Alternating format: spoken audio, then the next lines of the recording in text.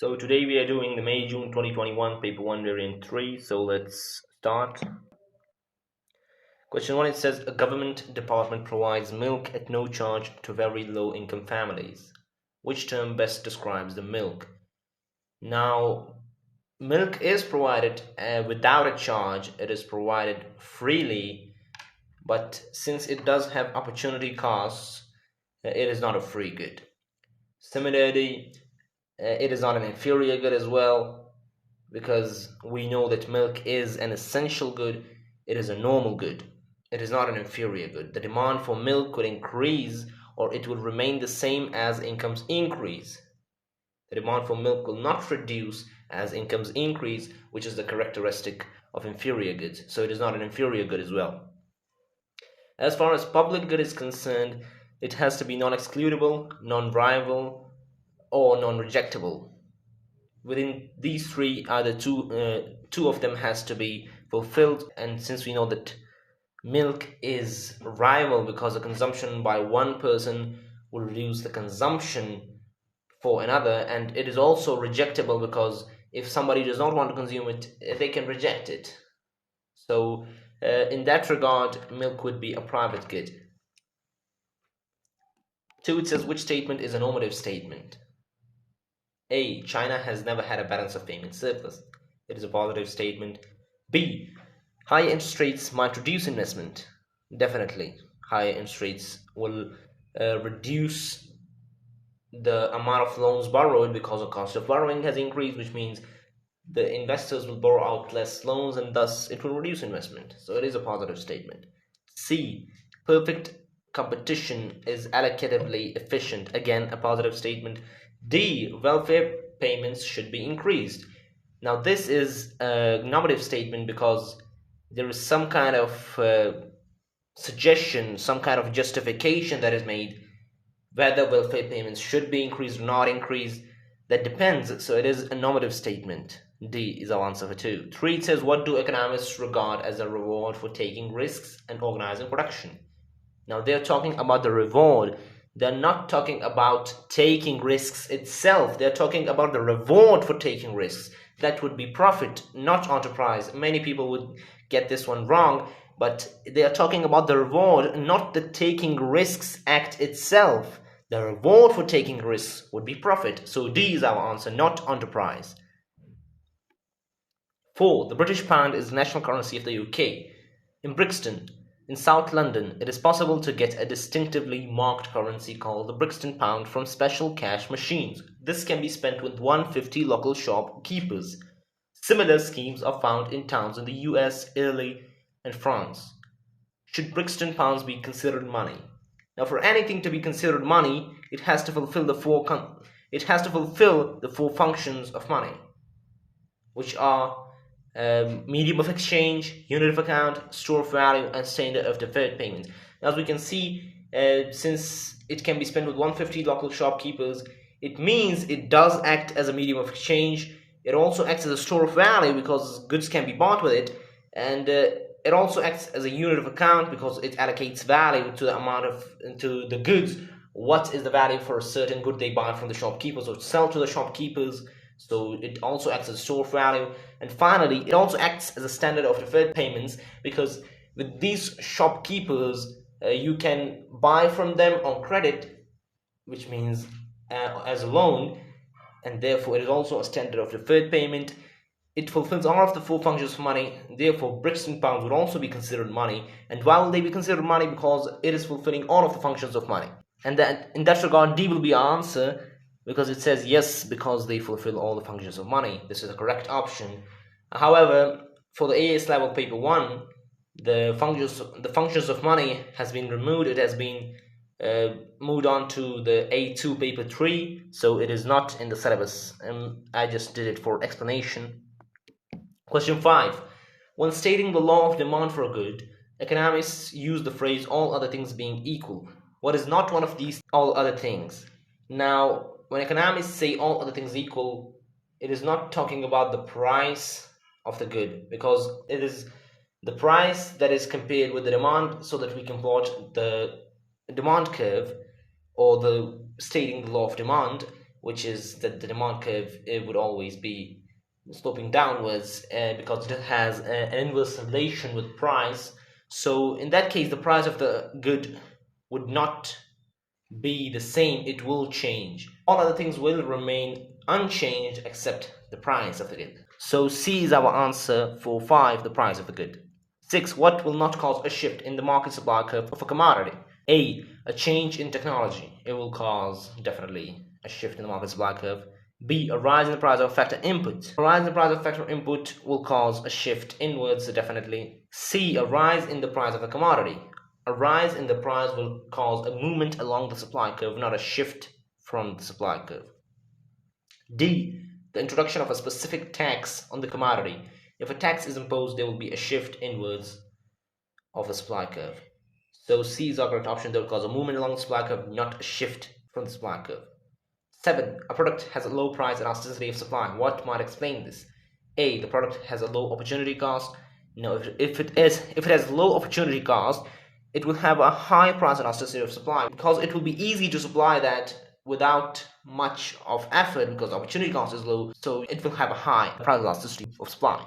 B. The product is highly perishable. This is correct. Because if the product is highly perishable, it cannot be stored for long times, and thus if the demand increases for it after it has become obsolete, the PES value will be quite low, so B is our correct option for 7. 8, it says a car manufacturer estimates the price elasticity of supply of its cars is plus 2.5. Okay, means it is elastic. What will be the impact of 10% increase in price? Now to do this, we just do a simple calculation. So for example, if the PES value is plus 2.5 and there's a 10% increase in price which comes below, what will be the change in the quantity supplied? A percentage change, which means the quantity supplied, 10% is divided here, so it will multiply in there. So 10 times 2.5 will give us 25% plus 25% change. So there will be an increase of 25% in the quantity supplied. So D is our correct option for 8.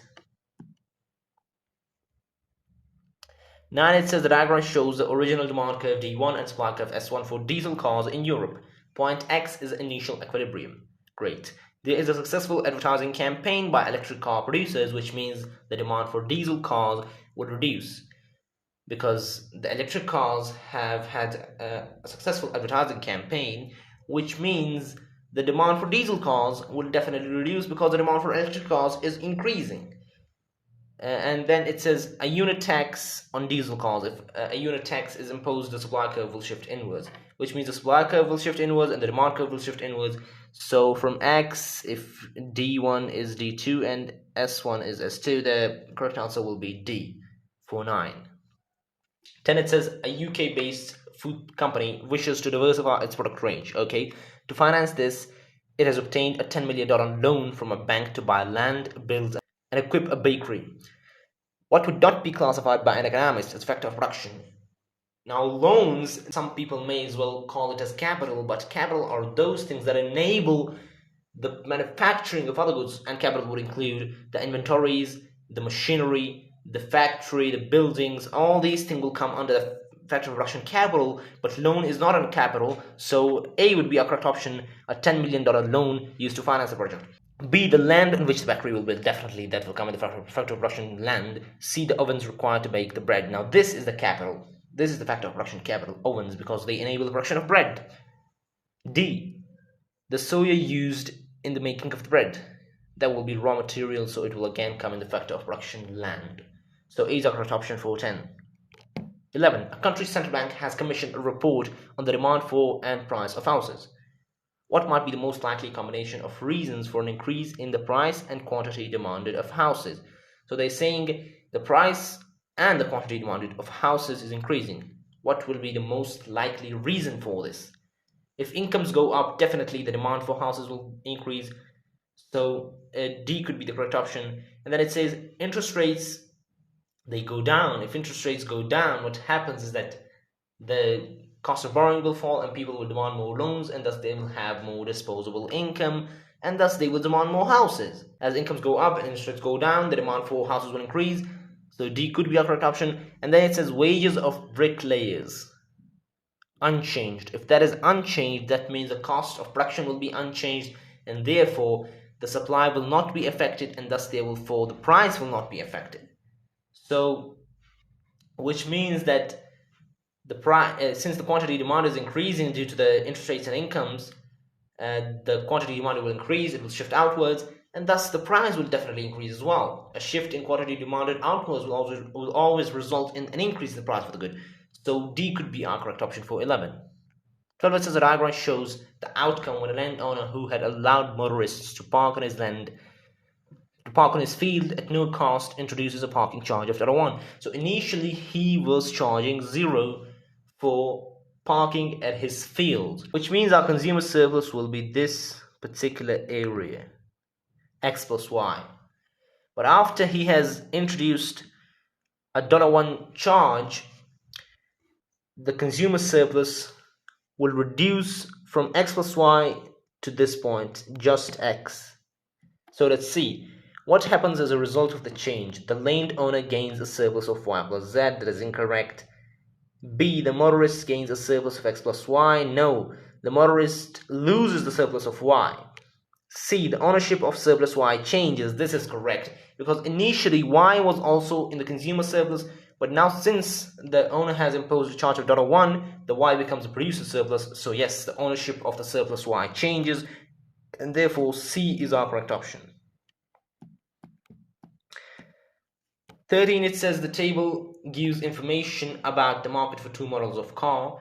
If the prices of the cars remain unchanged, but the price of petrol increases by 100%, what will be the effect on the number of cars sold per week? Now this is again a cross elasticity question. So they're saying if the price of petrol increases by 100%, okay. Initially, first we'll do it for the 1200cc car. So basically it will be like this. There's a 100% increase in the price of petrol, and there's a negative cross elasticity of minus 2.5, minus 0.25 for the 1200cc model, and therefore we'll set the percentage change in quantity demanded as X, which means that there will be 100 times 0.25 will be minus 0.25 will be minus 25%. So there will be a 25% fall in the quantity demanded for Model 1, which is 1200cc cars. A 25% fall in what is the quantity? The quantity is 10,000. If there is a 25% fall in 10,000, 25% times 10k would give us 2500. So there is a 2500 fall in the quantity demanded of 1200cc cars. And now for the second one, 2000cc model cars, the initial quantity demand is 5000, but we do not know the percentage change. So we set the percentage change as X, and since the price of petrol increased by 100%, we divide it by 100% and equal it to minus 0.5, because that is the XCD value, because they're complements. And if we multiply 100 by 0.5, we get X equals minus 50%. There is a fall of 50% in the quantity demanded of Model 2 2000cc cars, and if we multiply 50% by 5000, what we get is again 2500. So they're asking if the prices of the cars remain unchanged, but the price of petrol increases by 100%, what will be the effect on the number of cars sold per week? A, increase by 5,000, that is incorrect. There will be a fall of 5,000, 2,500 fall in the 1200cc cars and 2,500 fall in the 2000cc cars. So a total of 5,000 fall in the quantity demanded of cars there will be. So B, no change, again incorrect. C, decrease by 5,000, this is the correct option. 14, it says in many countries there are goods that must be provided directly by the government. What would be the most convincing argument for such provision? Now, some may say that it can be merit good as well as public good, since they've written that that must be provided directly by the government. For merit goods, that they are provided by the government, but not necessarily. They're also provided by the private sector. So it is not a must for the government to provide a merit good, but it is a must for the government to provide public goods. So 8 says the consumption of these products may be beneficial. This is merit good. This may seem the correct option, but since they've mentioned that they must be provided directly by the government, for merit goods, they do not have to be directly provided by the government. They can also be subsidized by the government in the private sector, or they can also be information provided by the government. So merit goods do not have to be necessarily provided directly by the government, but for public goods they have to be provided directly by the government, because they have a free rider problem, which is they are non-excludable, and since people do not contribute to the funding of public goods, private sector will never provide it, because there is no incentive to provide those goods. This free rider problem results in the government directly providing public goods, because it is essential to provide these goods. B. The production of these products may be harmful. If the production of the products is harmful, why would the government provide it? It's completely nonsense. C. The production of these products have high opportunity costs. If there is high opportunity costs, why would the government provide it? The government can invest the money elsewhere. D. These products are non-rival in consumption and non-excludable. This is correct. This is talking about public good, as we all know that they are non-rival and non-excludable. So D is our correct option for 14, because these goods are directly provided by the government. 15, it says the provision of rail services is switched from the private sector to the public sector. What is necessarily correct? Now again, they've mentioned what is necessarily correct.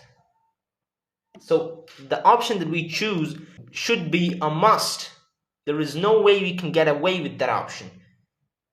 So let's see which option is necessarily correct. A. The average fare charged for the service will fall. The average fare charged for the service may fall. It is not necessary that it will fall. So it is not the correct option. B. The profitability of the service fall. It is not necessary the profitability of the service will fall. It may rise. So it is not necessarily correct again. C. The rail services management will be responsible to different owners. This is necessarily correct, because once the rail service switches from the private sector to the public sector, it is accountable to the parliament, it is accountable to the government, it is accountable to the ministers, it is accountable to all those people who work in the rail service management. It is also accountable to the public. So C is our correct option, and it is necessarily correct once the rail service switches from the private sector to the public sector. And D says there will be an increase in number of workers employed. It is not essential that there will be an increase in number of workers employed. It may be correct, but it is not necessarily correct. So C is therefore our correct option for 15. 16, it says the diagram represents the original demand curve D1 and the original supply curve S1 for electric cars. The government decides to provide a subsidy to electric car manufacturers. Which area represents the total revenue of the car manufacturer after receiving the subsidy from the government? Now, as we can see, that the revenue that the producers gain from the consumers would be OGNY.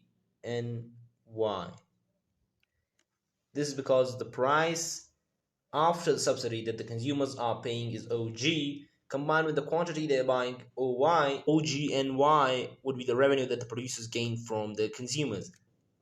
But since the government has also provided the subsidy, which is this area from here to here, this whole area, which is GNRE, this is the subsidy that is provided by the government to the producers.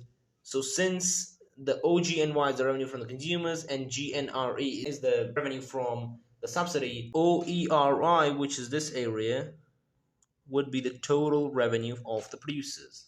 So let's see. Which area represents the total revenue of the car manufacturer after receiving the subsidy from the government? So they're saying after receiving the subsidy from the government, which is OERY, is our answer. 17. A government decides to build additional public sector housing to be rented to people receiving low incomes. What is most likely to fall as a result of this increase in public sector housing? A. Employment in the construction industry. Since the housing is increasing, there is additional housing, the employment in the construction industry will increase, not fall. B.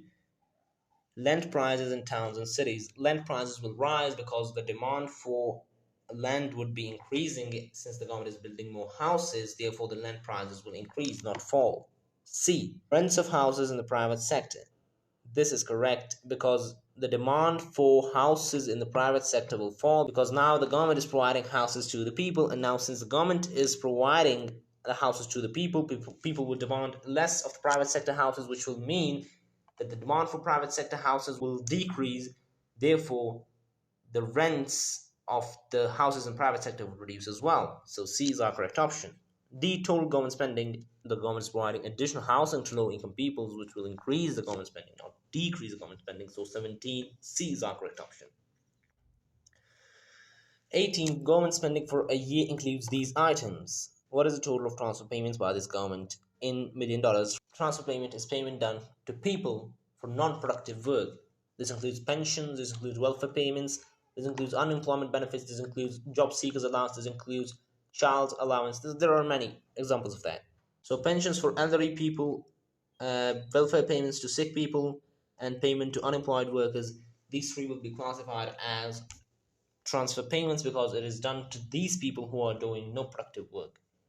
So 200 plus 200 plus 100 would give us 500. So B is our correct option for 18. 19, it says what would be certain to cause a fall in the country's cost of living. A, it says a fall in real incomes. If there's a fall in real incomes, the cost of living will rise. B, a fall in the inflation rate. If the inflation rate falls, it does not mean that the cost of living will fall because there is still inflation. It is just that the rate is falling. The cost of living will still be rising, but at a decreasing rate.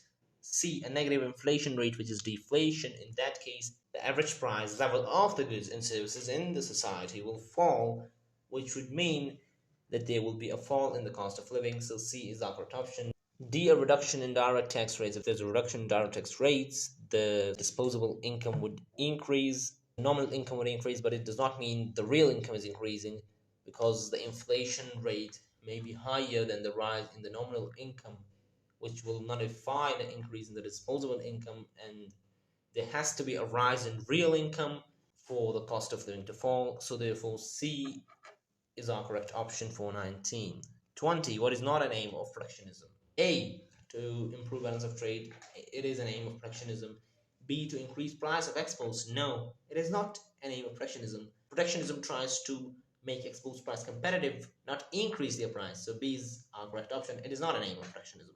C, to protect infant industries. Yes, protecting infant industries is also an aim of protectionism. D, to reduce the volume of imports is also an aim of protectionism. So B is our correct option for 20. 21. A country with a fixed exchange rate experiences a higher rate of inflation than its trading partners. What is the likely effect on the country's volume of exports and imports? Now, since the inflation rate in a country is rising, what will happen is that exports will become expensive and the quantity of exports will reduce. Similarly, the inflation rate is higher than its trading partners, which means the prices of the imports will rise, but it will be the rise in imports will be relatively smaller than the rise in the goods in the domestic market or the exports. Therefore, the quantity demanded for imports will be increased because it is now cheaper compared to our domestic goods. This means that exports will fall and the imports will rise due to a higher inflation rate that is higher than our trading partners. B is our correct option for this case. 22. A sudden rise in the price of imported oil caused the annual inflation rate in a given period to be higher than expected. What might be a likely result of this? A, borrowers would gain. This is definitely correct because if a person borrows a loan and then he has to pay fixed interest rates, and those interest rates will have less value because the purchasing power of those interest rates will be lower that he's now paying due to a higher inflation rate.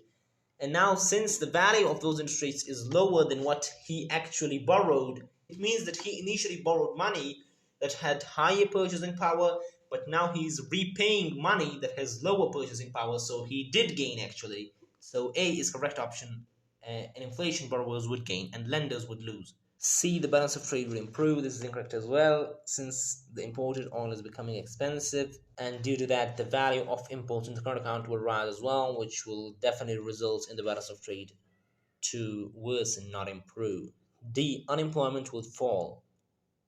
Unemployment will not fall because the goods that the country is producing will become expensive due to increased cost of production because of the increased prices of imported oil.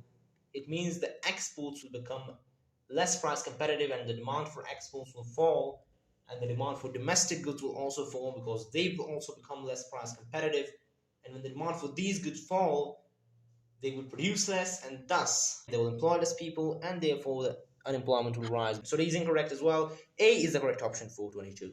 23. What may increase the benefits a country gains from international trade? A reduction in transportation costs because of a fall in world oil prices. If the world's oil prices fall, this means the transportation costs will fall. If transportation costs will fall, this means the cost of production for producers will fall. So this is a benefit of international trade. B. Domestic wage rates increase at a faster rate than output per worker. This is not a benefit because the productivity of the worker is falling. C. The domestic labor force becomes more occupationally immobile. If they're becoming occupationally immobile, this means the unemployment will rise, firstly, and secondly, there will not be enough workers to enable the production. That would definitely be a cost, a problem of international trade, not a benefit of international trade. D. Trading partners increase tariffs on imported goods. If our trading partners increase tariffs on the goods that we export to them, which is their imported goods, that means that our exports will become less price competitive in their countries, and the demand for our exports will decrease, which may result in current account deficits as well, and many other problems. So D is also a problem of international trade, not a benefit of international trade. And therefore, A is our correct option for 23. 24. The world trade price of cars in country Y is US dollar 10,000. At this price, domestic car producers supply 10,000 cars to the market and domestic consumers purchase 200,000 cars. The government of country Y imposes a 10% tariff on imported cars. Under which conditions will this tariff raise the most revenue for the government? Now they've mentioned the price elasticity of supply of car producers in country Y and the price elasticity of demand for cars in country Y. Now we know that the price elasticity of demand for cars has to be inelastic in order for the government to gain the most revenue, because whenever the demand is inelastic, consumers are insensitive to the rise in price. So if the tariff raises the price, the consumers will not decrease the demand as much, so the government will still get a lot of revenue from the tariff. And as far as price elasticity of supply of car producers in country Y is concerned, it also has to be inelastic, because whenever there's a tariff imposed, the consumers will turn onto the domestic market to demand those goods because now the imports are expensive.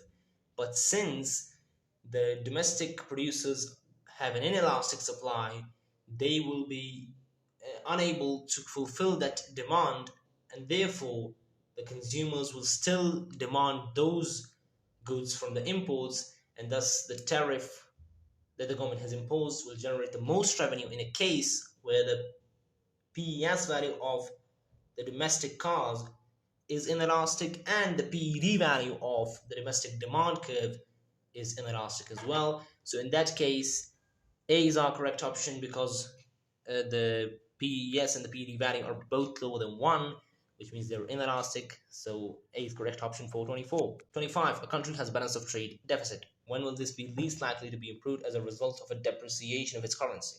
A. If it is currently operating with a significant amount of unused resources, if it is operating with a significant amount of unused resources and there's a depreciation, this would mean that the country can increase the production of exports and therefore the trade deficit will be recovered as a result of depreciation. So it is incorrect. B. If the sum of the price elasticity of demand for exports and imports is less than 1. We know from the Marshall-Lerner condition that if the sum of PED values for imports and exports, if that is greater than 1, then a depreciation or a devaluation will help in recovering the balance of trade deficit or the current account deficit. But if the sum of the PED values for exports and imports is smaller than 1, then the balance of trade deficit and the current account deficit will not be recovered. So it is least likely in the case of B, where the sum of the PEDs for exports and imports is less than 1, for a depreciation to recover the balance of trade deficit. So B is our correct option. C. In the long term, the price elasticity demand for exports should increase. In that case, the PED for exports would be elastic, which will mean the exports would increase in quantity with a depreciation, so that will help in recovering the deficit. So C is incorrect as well. D. If the country uses a relatively small proportion of imports in their production process. So if there is a depreciation, imports will become expensive, we know that. And if those imports are used in the production process, exports will become expensive as well. But if the imports that are used in the exports are relatively of a small proportion, the prices of exports will not be affected as much, and therefore the trade deficit will be recovered successfully in the case of D as well. So D is incorrect as well, and B is the correct option as the Marshall-Lerner condition states. 425. 26. Which statement about trade protection is correct? A tariff results in a greater decrease in demand for an import, the lower is its price elasticity of demand. If the price elasticity of demand is lower, which means it is inelastic, then a decrease in demand will be smaller, as we know that the consumers will be insensitive to a rise in price and therefore they will not decrease the demand so much. So A is incorrect. B, embargoes are only an effective trade barrier when the demand for imports is price elastic. If we impose an embargo, the imports cannot come into our country because it is a complete ban. No matter if the PAD is elastic or inelastic, it doesn't matter. C, export subsidies to domestic firms will prevent the dumping of foreign products in the domestic market. This is incorrect. Export subsidies will enable the prices of exports to be reduced, but not to the extent that it will prevent the dumping of foreign products, because dumping means when foreigners supply the products to our country at a price that is below the cost of production. So export subsidy won't be able to reduce the price of exports to that extent. So C is incorrect as well. D, quotas are less effective than tariffs for raising government revenue. This is correct because it is a physical limit on imports, so it cannot help the government gain revenue from that. The tariff, on the other hand, that is imposed on imports will help the government in raising government revenue, because the import duty will also have to be paid, that will raise revenue for the government. So D is the correct option regarding trade protection. 27. Which type of policy would have the most immediate effect in dealing with a deflationary economic downturn? Now always when reading a question, you should underline the key words. Now in this case, they're saying that which policy will have the most immediate effect. Now there can be policies that will definitely have an effect on deflationary economic downturn, but which policy has an immediate effect, that will be our correct option. A, increasing the government's budget surplus. If we increase the government's budget surplus, what will happen is that the government spending will reduce, which will reduce the aggregate demand and will not help in dealing with the economic downturn. It will further worsen that. B, increasing borrowing by assisting banks to lend more. This could be correct because if we increase the borrowing, people immediately they will have more funds, and therefore those funds can immediately be utilized to consume and invest, which will definitely increase the aggregate demand and help to deal with the economic downturn. So B could be our correct option because it is what the question requires. C, investing in long-term projects to improve transport networks. It is again written here that long-term projects, and we are talking about an immediate effect, so C is incorrect. D, switching the burden of taxation from earning to spending. It doesn't matter if you switch the burden of taxation from the producers to the consumers. If the tax level remains the same, there will not be an increase in aggregate demand whatsoever, because if you switch it from earning to spending, there will be more investment because the earners, the producers, will have less burden of taxation. And if you switch it from spending to earning, the consumers will consume more and the investors will invest less. If one increases, the other reduces, so it will not have an effect on the aggregate demand. So D is incorrect as well. 28. Which combination identifies a main aim of supply side policy and a measure used to achieve this target? Increasing the money supply is a demand side policy. More progressive taxation is a demand side fiscal policy, so it is incorrect as well. And decreasing interest rates is a demand side monetary policy again, so it is incorrect as well. And as we can see, the deregulation, it is a supply side policy. If we decrease the amount of regulation and legal restriction on firms, the amount of output they produce will increase, which will lead to economic growth. So A is definitely a correct option. 29, it says deflation is associated with persistent falling price levels. Which government policy would be most effective to prevent deflation? A, imposing maximum price levels on basic foodstuffs. If we impose maximum price levels, it will further reduce the price level, so it is incorrect. B, improving consumer confidence by reducing sales tax. If we reduce sales tax, it will cause a shift outwards in the supply curve. It will not increase aggregate demand. C, increasing income tax rates and increasing government borrowing. If we increase income tax rates, people will have less disposable income, which will reduce aggregate demand and further worsen the deflation. D. Removing economic uncertainty and encouraging business investment. If we remove economic uncertainty, what will happen is that consumers and investors will be encouraged to spend in the economy and invest in the economy. And if we encourage business investment, definitely investment will increase. So the option D, it will help in encouraging investment and consumption, and therefore aggregate demand will increase, which will cause deflation to recover because due to an increase in aggregate demand, average price levels will rise, and thus D is our correct option for 29. 30 and the last one. The graph shows inflation rates over 10 years for selected emerging economies. And then they say government central banks set target minimum inflation rates before readjusting interest rates to stabilize the economy. Okay. If the minimum inflation rate target set by central banks was 4% per year, at which points would they allow interest rates to fall? Now they're saying if the minimum inflation rate is 4%, which means that inflation should not be below 4%. So if inflation goes below 4%, they will cause the interest rates to fall in order to encourage the aggregate demand and cause inflation to increase. So we see at points which are below 4%, and those are Y and Z, as we can clearly see. So in that case, C is our correct option for 30. And this was all for today. Hope you liked the video. Hope you understood all the questions. If you have any confusion regarding any question in the whole paper, do let me know in the comments. And also, most importantly, let me know in the comments which paper you want to do next so that we can clear the doubts regarding the economics paper and help the students to attempt their papers in a better way. So let's meet in the next video. Until then, take care. Goodbye.